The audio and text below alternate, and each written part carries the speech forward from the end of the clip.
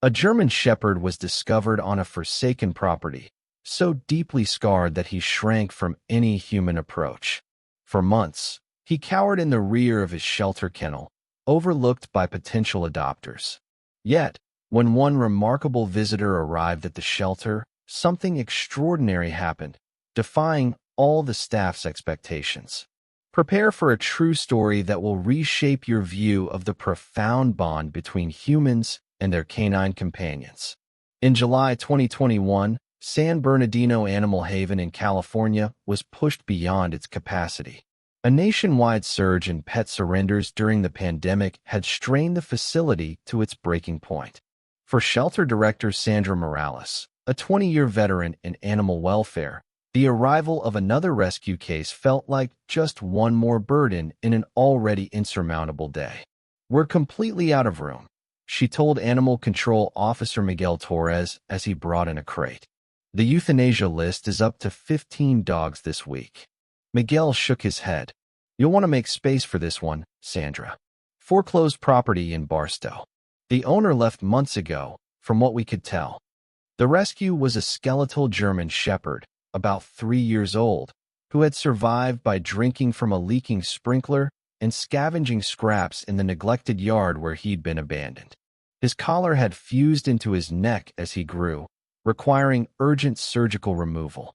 Dr. Emily Wong, the shelter's head veterinarian, documented his dire condition: severe malnutrition with a body score of 2 out of 9, critical dehydration needing 4 fluids, untreated wounds, hookworms, ear infections, and pressure sores. "Physically, we can stabilize him," she told Sandra after initial treatment. "But his mental state concerns me. He's showing extreme fear responses. Unlike many abused dogs who seek human touch despite their past, this shepherd, temporarily named Dusk by the veterinary team, displayed intense terror around people. When approached in his kennel, he would press himself into the farthest corner, trembling uncontrollably. He avoided eye contact, refused to approach the kennel's front even for food, and froze in panic at any attempt to leash him. It's like he's completely shut down," noted Rachel Vargas, the shelter's behavioral specialist, after her third failed attempt to connect with him. For 2 weeks, the staff made little headway despite their efforts. Dusk ate only when the kennel was empty of humans, and security footage showed him moving only in the dead of night, pacing anxiously in tight circles. "We're running out of options," Sandra admitted during a staff meeting in early August. "If we can't find a specialized rescue by Friday, we may face a tough call." On Thursday, the day before the deadline, Rachel tried one last approach with Dusk. Instead of nearing his kennel, she sat on the floor in the hallway, her back to the opposite wall, reading aloud from a novel. For nearly an hour, she acted as if Dusk didn't exist, maintaining a calm, non-threatening presence. As she stood to leave, she noticed something startling. Dusk was still in his corner, but his eyes followed her. For a fleeting moment, their gazes locked, the first eye contact he'd initiated since arriving. "I need 48 more hours," Rachel told Sandra, her voice insistent. "There's still someone in there." Though hesitant, Sandra granted the extension. Neither could have predicted that the next day would bring a visitor who would rewrite Dusk's story. Laura Bennett hadn't planned to visit the shelter that Friday morning. At 34, her demanding job as a physical therapist at Desert Valley Medical Center kept her busy, and her recent divorce had her focused on rebuilding her life in a modest Yucca Valley rental. A dog was the last thing on her mind. "I'm just dropping off old towels and blankets," she told the volunteer at the front desk. "My mom used to volunteer here years ago." Tom Garcia, the weekend supervisor, overheard. "Thanks for the donation. Want a quick tour? We've upgraded a lot since your mom's time." Laura paused, then agreed. "I've got a few minutes." The tour wound through the renovated adoption areas, where playful puppies and friendly adult dogs eagerly approached their kennel doors. Laura offered kind words to each, but felt no special connection.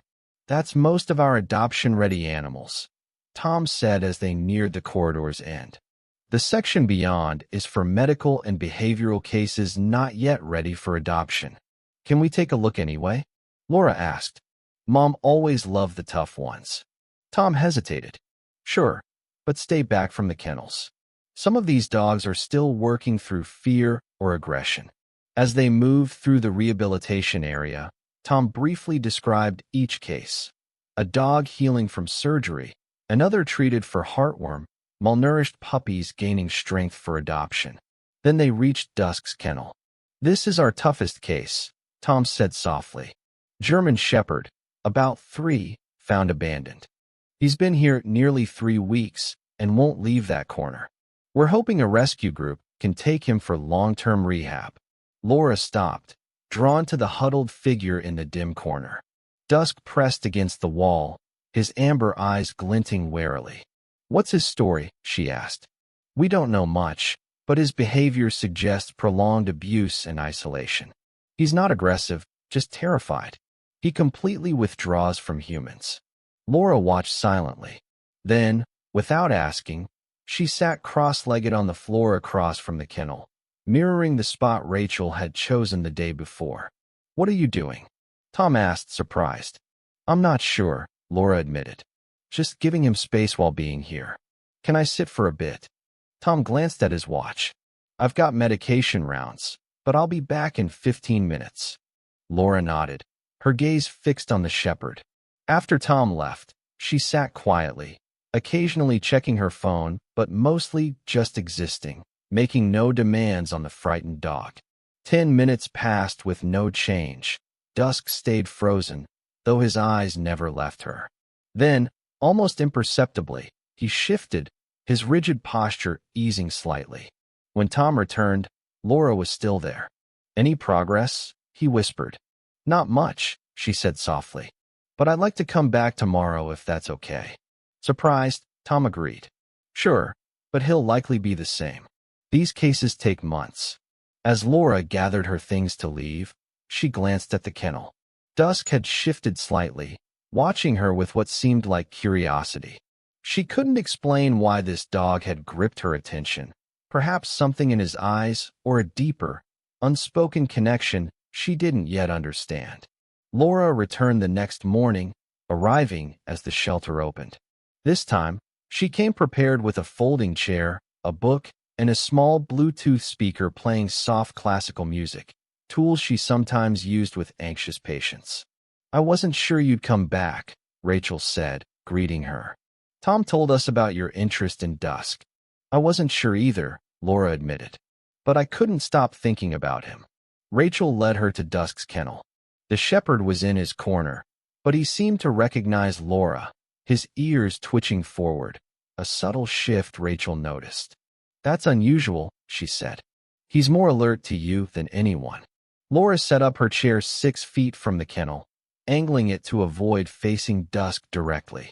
She placed the speaker nearby, keeping the music low to create a soothing backdrop. Can I just sit with him for a while? She asked. Rachel nodded. I'll check in. No sudden moves, no prolonged eye contact, and don't enter the kennel without staff. For 3 hours, Laura simply existed in Dusk's space. She read aloud softly, worked on patient notes, and sometimes ignored him entirely, though she remained attuned to his presence. Around noon, Rachel brought her a sandwich. Any changes? She asked quietly. Laura nodded. He moved to the middle of the kennel an hour ago. He watches me but retreats when others pass by. Rachel peered in. Dusk was closer than she'd ever seen him choose to be. That's incredible progress, she said, restraining her excitement. After Rachel left, Laura continued her quiet presence, talking softly to Dusk about mundane things, her morning, her book, the weather, never looking directly at him, letting him adjust to her voice. The turning point came just after 2 p.m. Laura had been reading silently for 30 minutes when she sensed movement. Glancing up carefully, she saw Dusk at the kennel's front, still distant from the door, but standing, watching her with a new intensity. Slowly, Laura moved her chair closer. Dusk watched, but didn't retreat. She resumed reading, her voice steady. When Sandra checked in, She stopped short, stunned. He's never been this close to the front, she whispered to Rachel, who had joined her. What did she do? Nothing, Rachel replied. That's what's so remarkable. She's just there, patiently. Before leaving, Laura asked to return the next day. Sandra agreed instantly. Absolutely. I'm updating his status now. No decisions about his future until we see where this goes. As Laura packed up, Dusk returned to his corner, but his movements seemed less panicked, more deliberate. Their eyes met briefly as she left. See you tomorrow, she said softly. Unbeknownst to all, Dusk's response to Laura wasn't random. Something about her was breaking through his fear, a connection that would soon reveal itself in an astonishing way. Over the next 2 weeks, Laura visited daily, adjusting her work schedule to spend at least 2 hours with Dusk. Each day brought small but meaningful progress. By week's end, Dusk approached the kennel door when Laura arrived, though he'd retreat if others appeared. I've never seen a traumatized dog bond this fast, Rachel remarked, reviewing security footage, especially one so completely withdrawn. Laura couldn't explain it either. It's like we've met before, she said. Like he knows me, though that's impossible. By day 10, Dusk took treats from Laura's hand through the bars, a milestone that moved Sandra to tears. We need to plan next steps, the director said. Would you consider fostering him? Laura hesitated. My landlord doesn't allow pets, but I'm looking for a new place. If I find somewhere pet-friendly, I'd think about it. That afternoon, while with Dusk, Laura got a call from a colleague at the medical center. Dr. Kevin Lee needed a physical therapist for a unique case. A veteran with a traumatic brain injury and PTSD requiring home-based therapy. The VA approved specialized care, but he won't come to the hospital. Can you do home visits 3 times a week? Laura agreed to meet the patient the next morning, scheduling it early to visit Dusk afterward. The next day, Laura arrived at a modest 29 Palms ranch house. A VA social worker met her outside. Captain Hayes has been through a lot. An IED explosion in Afghanistan 3 years ago. Physically, he's doing well, but the PTSD and TBI are tough. He's isolated himself. Laura, familiar with such cases from her VA hospital work in Fresno, nodded. Inside, a man in his mid-30s sat in a wheelchair by the window. Muscular but tense, he gave only a curt nod. Captain Hayes, this is Laura Bennett, the physical therapist Dr. Lee recommended, the social worker said. Laura approached slowly. Good morning, Captain Hayes. Nice to meet you. He studied her for a moment, then said unexpectedly, Have we met before? His voice was rough. I don't think so, Laura replied, setting down her bag. I'm new to the area. The session went smoothly, with Hayes more cooperative than the social worker expected. He hasn't connected like this with anyone, she whispered as they scheduled the next visit. That afternoon, at Dusk's kennel, Laura noticed something strange. Wearing the same clothes from her morning session, she saw Dusk sniffing her intensely, especially her shoes and pant hems. On a hunch, she asked Rachel, Any chance Dusk has a history with military personnel? Rachel looked surprised. We know nothing about his past. What? Just curious, Laura said, watching Dusk's focused interest in her scent. 2 days later, at Hayes's second session, Laura heard frantic barking as she approached the house. The social worker met her outside, frazzled. He's struggling, nightmares last night. He mentioned a dog from Afghanistan. The PTSD episode seems tied to losing it during the explosion. Laura's pulse quickened. Was it a German shepherd named Dusk? During the session, she could barely focus, her mind racing. Finally, she asked, Your dog in Afghanistan, what happened to him? Hayes's face darkened.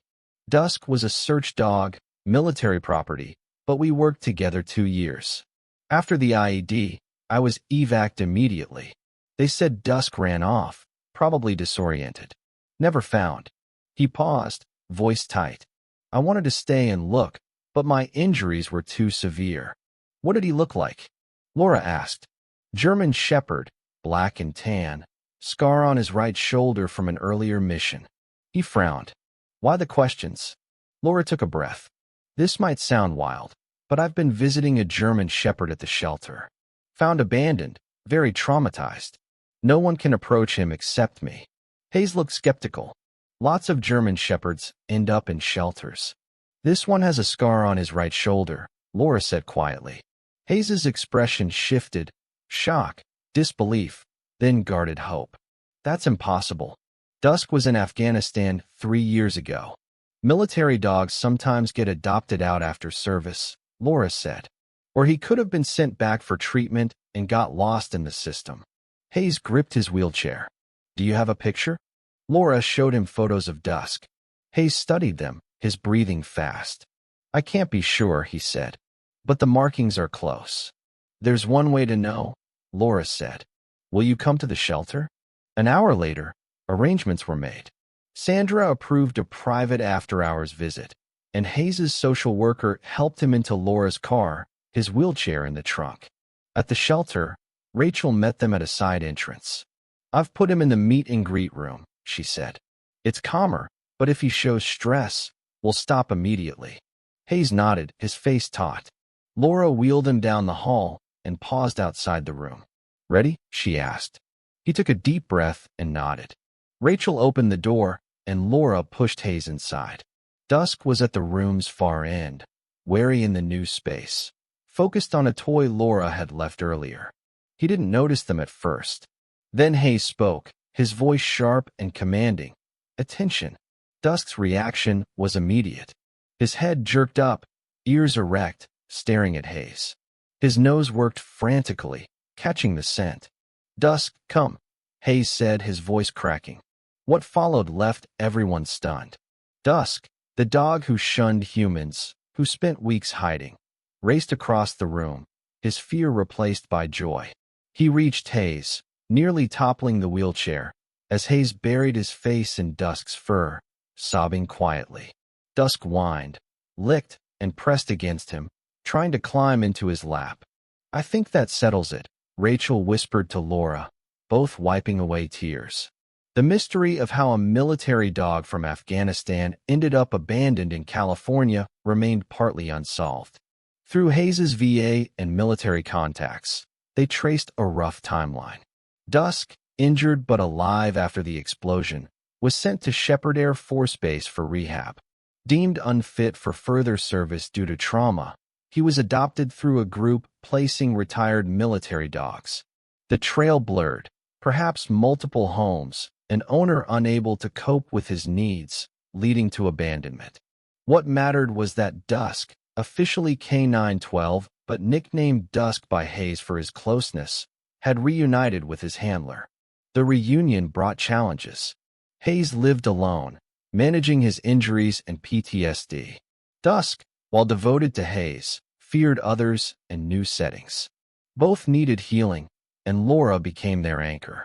Her therapy sessions with Hayes continued, now with Dusk joining in, instinctively supporting Hayes's exercises. The dog who once hid now nudged Hayes's arm during tough moments. He's doing what he was trained for, Laura noted. Military dogs guide and assist their handlers. He's found his purpose again. Within a month, Hayes's progress soared. Caring for Dusk motivated him to stand longer, eventually using a cane for short walks. Dusk's fear of strangers eased, his health improving, his coat shining, his frame filling out. Rachel helped train Dusk to manage his protective instincts. His behavior makes sense now, she said. Losing Hayes after trauma would have shattered him. The shelter transferred Dusk to Hayes via Paws for Heroes, waiving fees. A local paper covered their story, sparking community support. A contractor built a fence for Hayes's yard. A pet store offered free food for Dusk. Laura's time at Hayes's home grew beyond therapy, turning into shared dinners and talks. Hayes opened up about his past, his derailed dreams, his search for purpose. Dusk saw something in you, he told Laura one evening on his patio, watching Dusk patrol the yard. From day one, he knew you were safe. Laura smiled. Maybe we saw something in each other, parts that needed mending. 6 months later, Laura arrived for Hayes's final therapy session. He'd exceeded all goals, walking unaided, even jogging briefly with Dusk. He opened the door, standing tall, Dusk beside him, both radiant. "Ready for your final eval?" Laura asked, hiding her emotions. The session was flawless. Afterward, Hayes handed her an envelope. Inside was a job offer from the VA's new canine therapy program in Yucca Valley, seeking a therapist to develop veteran dog protocols, tailored for Laura's skills. "I may have mentioned you," Hayes grinned. Stunned, Laura saw a chance to blend her expertise with her passion. "There's more," Hayes said, nervous, Dusk pressing close. "I've been wondering what's next for us. Since you're not my therapist anymore, would you consider dinner? No medical notes?" Laura's smile broke through. "I thought you'd never ask." As she stepped closer, Dusk gave a soft woof, the once frightened dog now standing proudly between the handler he'd found and the woman who'd helped them heal.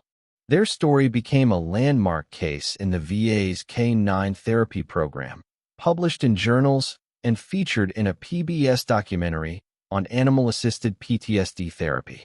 Dusk, once unadoptable, now visited the shelter with Hayes and Laura, aiding other traumatized dogs. From military dog to abandoned survivor to cherished companion, Dusk's journey completed a circle. The shepherd who once hid now guided others from darkness, a testament to the healing power of reconnection and the mysterious ways broken souls find each other to become whole.